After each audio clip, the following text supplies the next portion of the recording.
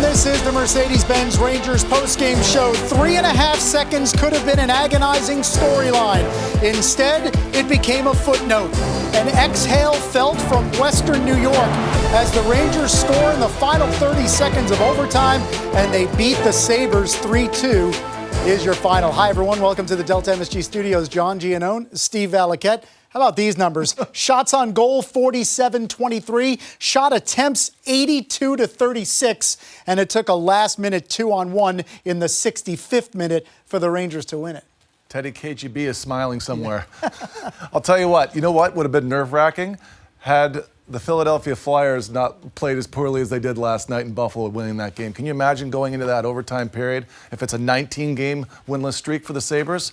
I mean, that's enough. I mean, no more coffee before games, no more anything. I think that was a very stressful evening for me, and I'm sure that everybody at home feels the same way. Yeah, and it was a night where the Rangers again fell behind early in the first 2:06 of the game, but they were able to tie it up, and it came from Colin Blackwell, but again, involved in setting it up, Ryan Strome, whose assist streak of now 10 games really exemplifies what the Rangers have done recently. Yeah, it is, and you know what? It's leadership, right? And it's culture. You're carrying that, and a lot has gone well over the last 2 years. When you look at everything from 50,000 feet, you're saying, you know what? This team has found a way to battle through. They were in this position last year when at one point they're 11 points out of it, and they find a way to go on a run, and they're doing it. I mean, they get through Saturday with another victory, and we're talking about taking a run at a spot. Boston lost tonight to the Penguins, so they're within 3.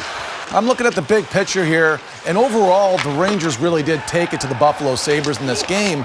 At moments, especially early on in the game, you wanted it to come a little bit quicker. But with a little bit of luck on your side and referee missing a call here on Hayek, Skinner's looking for it. He doesn't like it. But you know what? The Rangers keep playing. And that's always important for people to understand. Play between the whistles. And Strome passes before the stick here. That's the execution you're looking for him for the puck carrier on a 2-on-1. Gets it across the slot line. What I like about Blackwell is really he said that in the intermission too. I had to keep playing. He got himself back into position, opens up for his one-timer, and he gets it across the ice a second time and scores.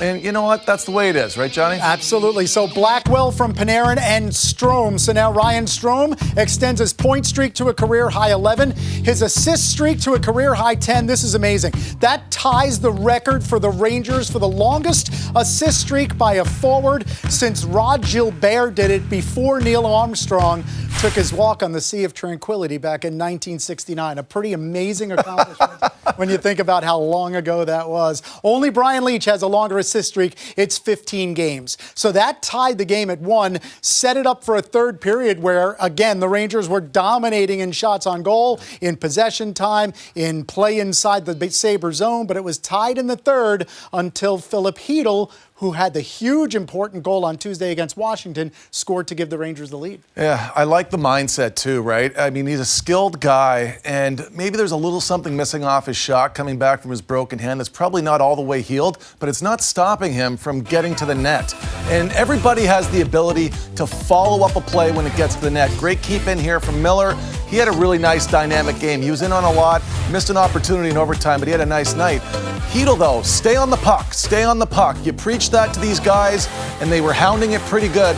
You know, this bricklayer line for the moment right now was playing like it and really setting up what really turns out to be the turning point in the game because there's life that really needed a result at this point. And Gauthier's making a strong play to the net. He's been doing that consistently. That should keep him in the lineup.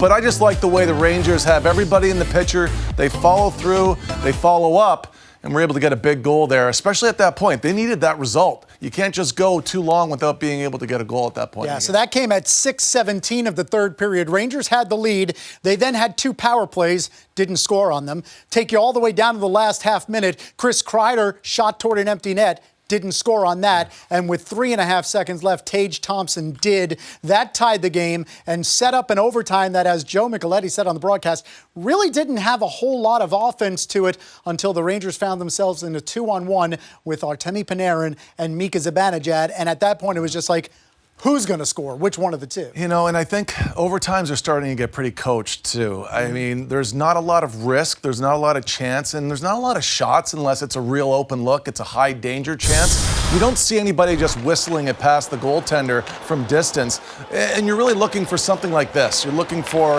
a 2-on-1 or a 3-on-2, and again, the Rangers move the puck east to west above the defenseman's stick here, so there's no chance for interruption on Buffalo's end defensively. But these two guys know how to do it, and there you go. These are your ceiling painters, John. Okay? You know, you set it up for those fancy guys, and you get fancy plays like that, and those two guys aren't going to miss from there, especially when they have that much time and space. It's an overtime goal. It's a 3-on-3 goal. But I do like the fact that the resolve was there for the group. So on the 47th Rangers shot on goal, Da Vinci calls it a night. Zibanejad scores his 12th of the year. Rangers get the win. Let's hear from Mika Zibanejad in Buffalo. After the game, we talk with Dan Dunleavy. Well, Mika, congrats on the win. Let's talk about the overtime. It certainly looked like patience was the key there. Each team had some pretty good possession time, but you waited out for a 2-on-1 opportunity. Yeah, I mean, it's a little bit different game, 3-on-3. If you don't really have anything, you just try to keep them from being able to change, and both teams did that when they had the opportunity to do so. And got a break and a 2-on-1, and we scored. So it was huge for us. What did you learn about this version of a Buffalo Sabres team you haven't seen in a few games after the first period when they had the 1-0 lead and you went in the room and regrouped? I think they played hard. I think they played hard when we played at home against them as well. They don't make it easy on us, and we knew that. They did a good job in the first. We had to up our level a little bit, and I thought we did in the second and the third. And unfortunately, they got the late tying goal, but we got the 2 points, and we move on. Now you put yourself in a really good spot. It looks like as Boston's behind the 8 ball here late in their game.